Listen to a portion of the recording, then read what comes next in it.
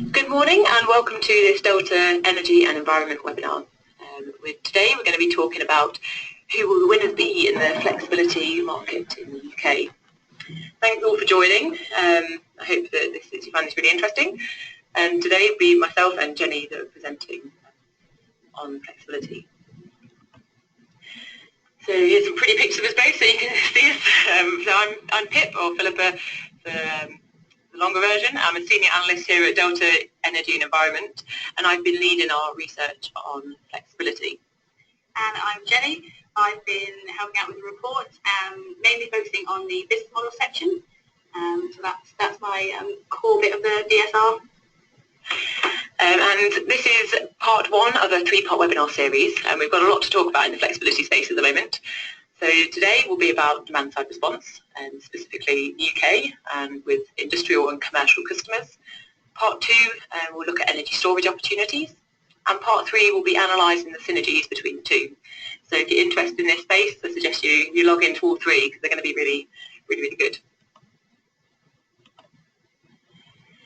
So the agenda for today's webinar is really trying to answer this question, so who will the winners be? And when we were putting this webinar together, we kind of did a bit of a brainstorm and said, well, how will we answer this question? It's not just a matter of saying this person will win. What you really have to do is say, well, okay, what does the market look like today? What stakeholders are active? What are they doing? How successful are they? What business models are being used? What technology is being used? And importantly, what do customers want? How are their experiences panning out against the reality of the situation, or expectation, sorry. Then we need to look at, okay, well, how is the market going to evolve, and how will all these factors evolve? So how will more stakeholders come in? Who will they be? What will they be doing? What will customers need in the future? What will they want in the future? And how will business models and technologies evolve? And then you can then start to pair the two together and say, okay, well, what competitive edge do you need? And therefore, which stakeholder has that competitive edge, and therefore which will win? So that's how we're attacking the question today. I hope you'll agree with our way of thinking about it. So we'll be doing, that'll be our agenda for today. Before we start, we'll just give a very brief introduction into Delta for those on the line that are new to us. I think we've got quite a few familiar faces, but we always like to update as we've been launching some new research services recently. Absolutely. So yeah, as you said, some of you know us very well, and some of you less familiar. So we are a research consultancy based up in Edinburgh, and it's our job to help our clients navigate this transition from what we call the old energy towards new energy. And by this we mean we see a more distributed, more connected, more service orientated, and more customer centric kind of energy landscape. Our business model works by offering two different avenues to get to engage with our clients. We've got our annual research subscription services. So this is an ever-growing list, and we've actually kind of clustered these now into three themes. So we've got our heat research, our digital research, and our flexibility research. And then above that, we've got an overarching theme that looks at business models, and so the deployment side of the technologies. We've got a deep understanding into lots of different technology types, lots of different topics. So this overarching looks at kind of the deployment side of things and how that's actually coming to market and customer propositions. And then we've also got an underarching theme where we've got access to a smart energy customer panel. So here we've got 1,000 residential customers over the UK where we can ask them questions. So be that on flexibility or the heating equipment that they use in their homes or the connected home devices that they use. We've got that ability to go out there and do that primary research. And then we've also got our consulting as well, which just works as you'd expect, answering bespoke questions. And flexibility obviously fits into our flexibility research. And why are we talking about flexibility today? Well, we've just launched we just finished, should I say, our flexibility multi-client study. So we're going to be talking about from this. We'll be showing a few extracts. Obviously, we're not going to give away the whole report in this webinar, but we're going to share with you some extracts. So what did this report look at? Well, the UK market landscape and UK customers. So within the market landscape, we looked at the competitive landscapes, which stakeholders are doing what the market size is, drivers and barriers, trends and directions. For customer insights, we looked at experiences versus expectations, customer journey, decision-making processes, and drivers and barriers and things like that.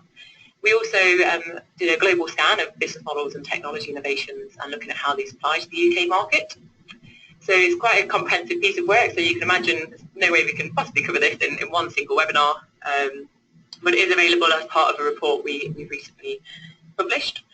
It also comes with an accompanying appendix, which gives a lot more detail, the case studies from our customer interviews, case studies from our business model interviews, and much more detail on the market landscape as well. So that's why we're doing the webinar today, and if you want more information on this, feel free to get in touch. We'll be happy to discuss with you. So 2 quick polls to start us off and to make sure you're all still awake. So the first question, you have 30 seconds to answer both because we really want to get into the webinar. So what we want to know is who is best positioned, do you think, to get the most value from flexibility today? So we've got 5 different options which should have appeared on your screen. If you could select one of the 5, so we've got energy suppliers, we've got manufacturers of products and controls, we've got the aggregators, got energy service companies or facilities management, and then we've also got other for any of the other ones that we may not have captured in that list. And we're specifically asking you to answer based on who you think or which stakeholder is best positioned today, so right now, to get value or the most value from flexibility. So you've got another 2 seconds left and then we'll close the poll so we can move on. Fantastic, that's 70% voted, 80%, great. Perfect, right, we're going to close it there, so sorry if you didn't have a chance. Let's share the results on this one. So hopefully you can just see how you've all voted. So interesting, 44% think aggregators, whereas 31% think energy suppliers, which is interesting. Very interesting. So, it's quite split actually. Yeah. Those 2. And we'll come on to what we think in a minute. Let's go on now to the second poll. So very similar question. Who is best positioned to get the most value and flexibility in the future, so in the future market? So we're kind of crystal ball gazing a little bit. Yeah. So again, you've got the same 5 options, and who do you think in the future is going to be able to be best positioned and capture most of the market share? And again, we're only going to run this for 30 seconds. We think quick fire rounds are much more engaging. So do quickly post if you want to be involved in this poll. And if you are picking other on either the today or the future question, feel free to post in the chat all the questions on who you think or who you mean by other. Obviously we've only been able to list 5 on this poll. So who else do you think is going to get that value? So that time is up. We're on 77, just growing to 80%, and that's all we've got time for. Thank you. I'll just share them results with you now. Again, very interesting. So we think that energy suppliers are tipping the balance in the future. So 42% of energy suppliers versus the 33% of aggregators. So an interesting growing percentage from product and control manufacturers, energy service companies and facility management companies. And again, I'd be very interested to know what you think the other is. So please do send her in the chat and the webinar software. So let's go back to our screen share here. Okie doke. Right, so have we got the screen share up?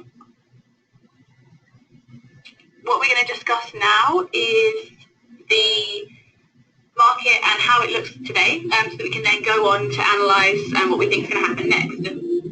So in terms of value and where that lies at the moment, it's mostly being extracted from ancillary services. So I'm sure you're all familiar with the growing number of schemes and mechanisms that you can either be tendered for or contracted to offer DSR to mainly the grid. So it started with store and we've got all these different frequency and reserve mechanisms. We look at who is active in the space and the different stakeholders. So at the moment, it's mainly aggregators, as we just saw in the poll earlier. You guys know the market, and so they effectively created the market about 10 years ago and are still playing a dominant role. But it is becoming an increasingly crowded space with lots of different players entering and vying for market share. However, interestingly, we are beginning to see the sort of emergence of other interesting players who are interested in entering the space, namely energy suppliers. So we saw that in the EFR tender recently. Then we have a look at which of the different loads are being tapped into, and it's mainly backup generation at the moment. This is because it's cheap and easier to access. It doesn't disrupt customers' operations or the services that they're trying to provide. So there's a limited risk from a customer point of view. So it's been a starting place. So, and how will the market evolve? Let's look first at value again, and we'll keep in the same order. So, yeah, definitely today most value has been extracted through the ancillary services, but we think this is going to change. We think there's going to be many more value streams opening up. In the future, the ancillary services, we still need to balance the grid, so we're still going to need them value, although those value streams will probably still be available. And in a similar vein, the capacity market, we will need capacity in the future. But there's emerging value streams around energy market and DNOs. So DNOs are increasingly have needs around constraint management, and there's value there. And for the energy market, peaky wholesale prices, imbalance charges, curtailment costs are just a few of the different value streams that are available that flexibility can help harness. Similarly, when it comes to the stakeholders, so the picture we think is going to increasingly, dramatically increase in the number of different buying parties and interesting players. Again, we'll have aggregators. They'll still be featured, but they'll be increasingly challenged from energy suppliers, as we saw previously, but also other players. So ESCOs and facility managers coming in. Those guys already got contact on the ground with customers. We've also got manufacturers, so the guys actually producing the products and the equipment and the controls that we're going to be using to tap into the flexibility and enable all the different interactions that need to come into play. So it's all these parties have different competitive advantages, and it's going to be identifying and leveraging those to distinguish yourself and really capture that competitive edge. And in terms of loads, so a market dominated by backup and generation assets. In the future, we do think that's going to diversify as well. The types of loads will diversify. Now, we're only looking, based on this study, at the industrial and commercial loads. So this webinar does not look at residential DSR, so we won't be talking about that. But in terms of the I&C market, backup, generation, storage will still be a key part of the market, but we do see an emerging area for commercial and industrial loads to get involved. And when loads become more standardised and DSR capabilities are built in as standard, that makes that load much easier to access. So in summary, there's more value, there's more stakeholders, there's more assets, and there's everything to pay for. Therefore, it's increasingly important to distinguish your offering, and we are seeing trends in how companies are developing today and responding to this dynamic market to stay ahead of the curve. And that's in terms of the business model as well as the technology. Absolutely, yeah. So as Pip mentioned earlier, we carried out a global scan of lots of the different interesting and innovative business models that we see appearing across Europe, but also wider over in the US and across the globe. And we went through the process of categorizing all this activity, and we've come up with these 4 themes. And we found that there's a general trend really from the top to the bottom.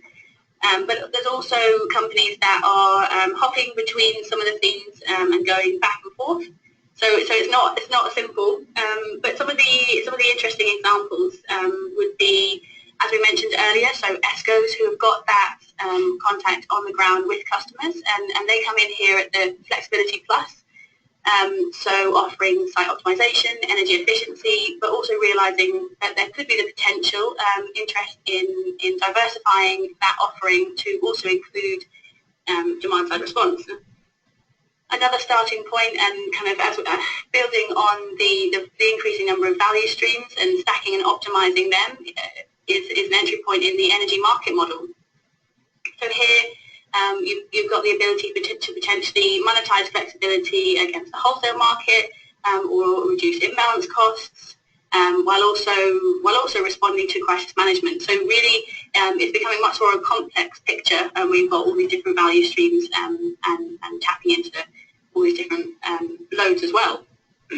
But So in summary, you've got to really understand where that competitive edge is to be able to produce that compelling proposition that's going to be really attractive to customers, and really get them on board with agreeing to signing up and letting the different players involved, effectively flex their assets and the operations on the ground.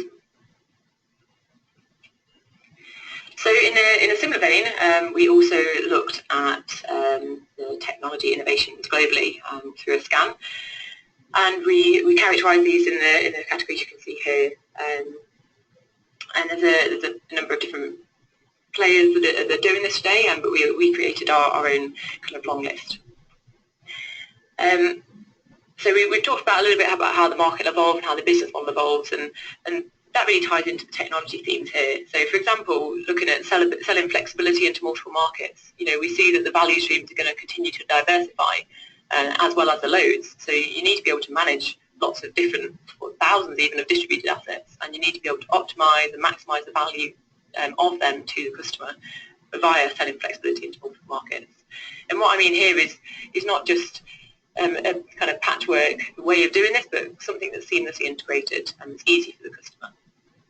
And another example, again, demand response ready buildings and products. So we've talked about that a little bit as the market evolves to get to these distributed loads or commercial and industry loads and to access value from them. A key part of that is the standardisation of these controls or having networked and connected devices. So those that have capabilities, as outlined here, really do have a competitive edge in terms of technical expertise. But it's not just about a good business model, and it's not just about a good technology. There's a third and vitally important element of this, and that's the customer. For success, a demand-side response proposition has to think about the customer. They have to put that in the centre. And that's where our research kind of led us. So during our latest research, we interviewed many industrial and commercial customers, really trying to find out what their expectations were, what their experiences are, and kind of their future wants and needs. So alongside how the market's going to develop, we were asking customers questions on, what they really needed. So we've got a few quotes here of kind of the different things that customers wanted. And needs can be very varied. I think it's fair to say that overall the experiences in the market today are good. We didn't really encounter any bad experiences via our interviews, which is a really positive sign for the industry. And in here, so we can see what customers want. So they want a lot of money for the effort. It's not worth getting out of bed for otherwise. And they don't really want to do anything for it. They don't want hassle. They don't want the risk. They want to have an easy way of accessing this value. But they're talking about the ease and simplicity of things. That currently they're being bombarded. If anything, that may put customers off. So getting that transparency out there, whether it's market, technical, monetary information that they need, being very transparent about it and helping customers to understand. And being a trusted party, so there's uncertainty for customers around a lot of things, and one of those is the revenue streams. So they need some certainty from the providers as well. So I guess the question is, though, are the business models out there today meeting these customer needs? Absolutely, and so this summarises some of the business models that we had more of an in-depth look at. And here you can see that clearly lots are providing benefits to customers that are financial. So you've got the cost avoidance or the revenue generation. That's clearly going to be key. But they're also starting to realise that there are other added value benefits also can be incorporated into the business model. However, really interestingly, we've identified a couple of gaps, and so really kind of leads or suggests that there's an opportunity there for some business models to address, for example, the need for market transparency. Customers are really confused. They don't necessarily understand what it means for their on-site operations and their business as usual. And so really understanding a bit more about the market isn't necessarily where the business model strength lies at the moment. And also the need or the desire to increasingly control assets themselves. So, for example, as opposed to someone coming in and doing it for them. Actually, we've seen a desire from quite a few different customer sectors to have that ability themselves. So, for example, having software as a service provided to them, where they're provided with the expertise to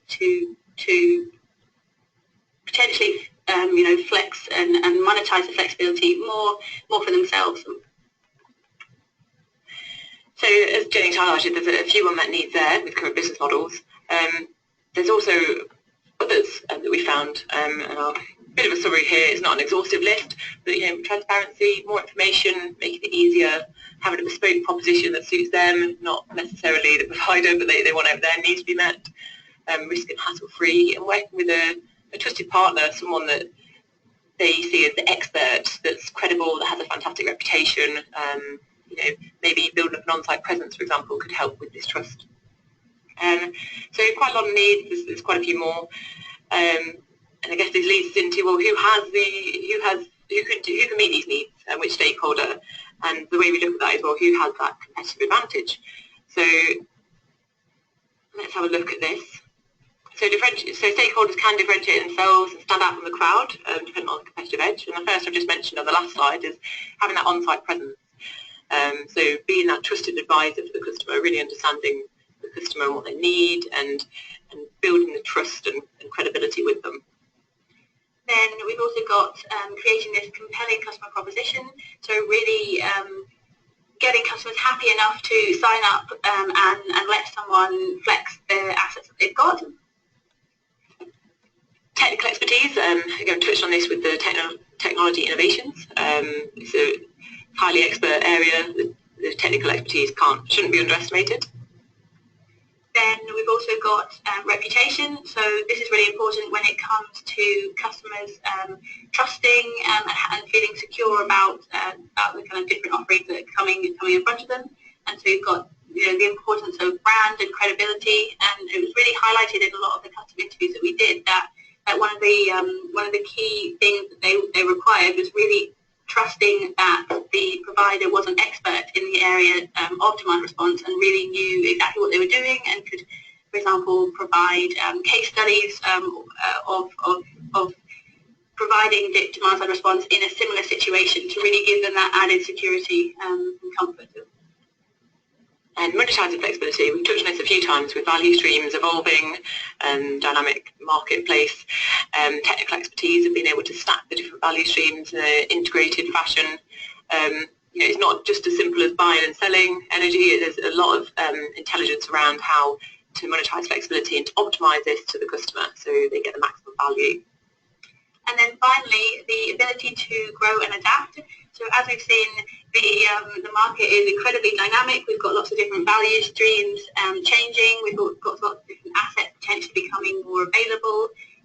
So really having that ability to respond to market dynamics within your business model is really key. So who has these competitive advantages? Well, if we look at the market today, we have aggregators kind of covering these bases. So the technical and the expertise around monetizing flexibility, that's kind of their key USP, but also reputation. So through the customer interviews, customers would the go-to provider are the aggregators today.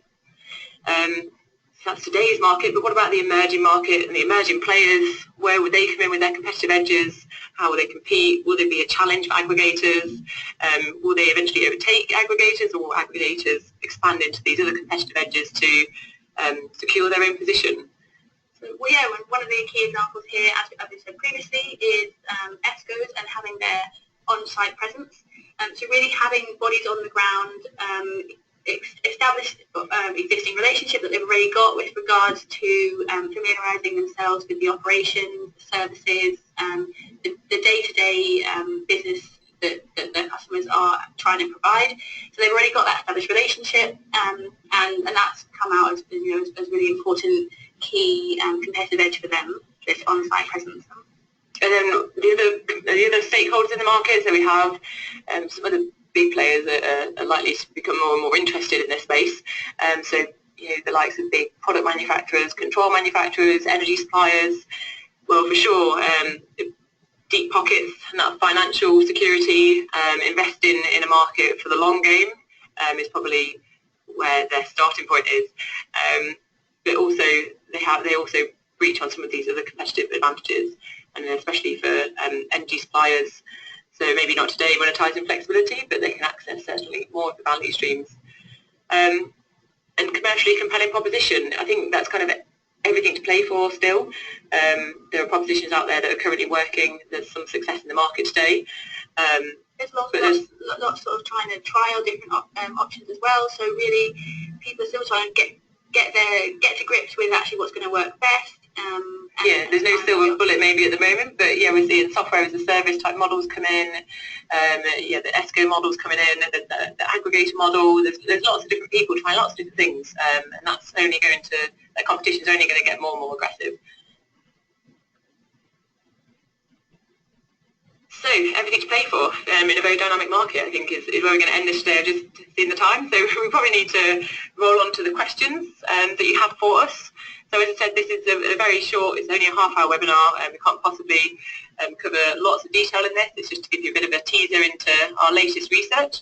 Happy to discuss this more with you. But also we'll go to the questions now to see if we can answer any of them on the webinar. We'll spend the next maybe 5 minutes. Let me just have a quick look, read over what you've been saying to us. Okay, so we've got one there about describing in a little bit more detail. So what I meant actually by flexibility plus. Sorry. So that is, it's really referring to the fact that ESCOs, as we said, or different companies that are providing those flexibility services such as site optimization or energy efficiency, and really also supplying energy and the procurement of that. So that's your energy services, but that could develop into monetizing further different value streams, or going down different avenues to turn it into this flexibility plus, or this aggregator plus option, where they're incorporating lots of different value-added energy services all into one proposition, and all provided by that one provider as well. Comment more than a question. I can see that a few of you, not everyone, but a few have had some technical issues that we were trying to sort out through the webinar.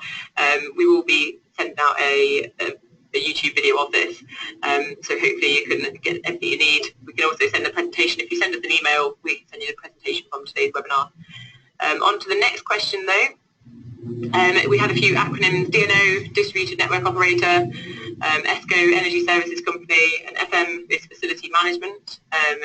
We did try and say whether we had an acronym in the webinar, but please, keep asking us if you're not too sure. And a question on customers. I've just seen that. Let's scroll back down again. There's loads of questions, so trying to answer as many as we can. How do customer, or how to identify the customers is basically the question. So who should you go after? It's the silver bullet question, isn't it? So which customers want flexibility and where is the business? Certainly can't be telling you the answer to that on this webinar, but if you purchase our report, it would give you some help into answering that. But we've looked at lots of different sectors, and it's safe to say that there has been a focus on the larger energy users, sort of trying to cherry pick those big loads. They're obviously easier to deal with one entity as opposed to thousands to aggregate that same capacity. And so that's obviously been a focus kind of on the industrial sector.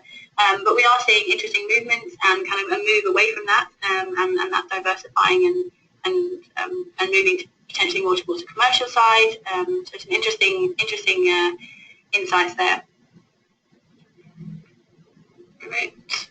That's the end of the questions there. There was also some questions, so I guess talking about different sectors and identifying which customers to go on to. We had a couple of questions there about residential, and that was kind of out of the focus of this study. We were focusing really on INC. We did actually expand that on and have a look at SMEs as well, which is interesting, but residential, that's currently out of the focus for this one. But we would be really keen to do similar research on that topic, and have a look at have a look at that sector as well. And I've just seen some more actually. Scroll down a little bit more. What is the possibility of a code of conduct for flexibility providers in the future? So I'm not sure if you already knew, but the ADA are doing precisely that. They're trying to come up with a code of conduct for flexibility providers. So I'll forward you to them to discuss that in more detail. I think this is potentially a useful thing for the aggregators of the market today. It means that they won't be tied by potentially other Ofgem or BEIS regulations at this moment in time. So let's see how that one pans out. But it will help give customers the trust that they're on an approved list of providers, which is generally what customers would like to see. We've got another question here, but I can't see the second part to it.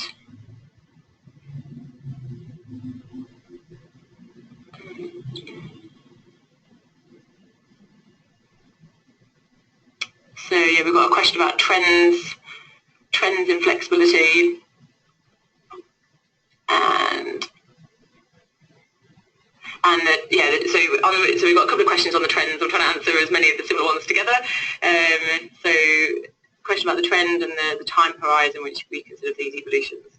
Obviously we've only really discussed kind of a present and a future view in this webinar, but happy to discuss that outside for detailed in the report. But it's certainly not tomorrow. It's more than 2020. As we see our evolution time span yet post 2020. And I think it's 11:05, so we should probably wrap it up there. There is still a few other questions. Do feel free to give us a call. You've got my number there if you want to discuss flexibility in more detail. I'm happy to have an informal chat.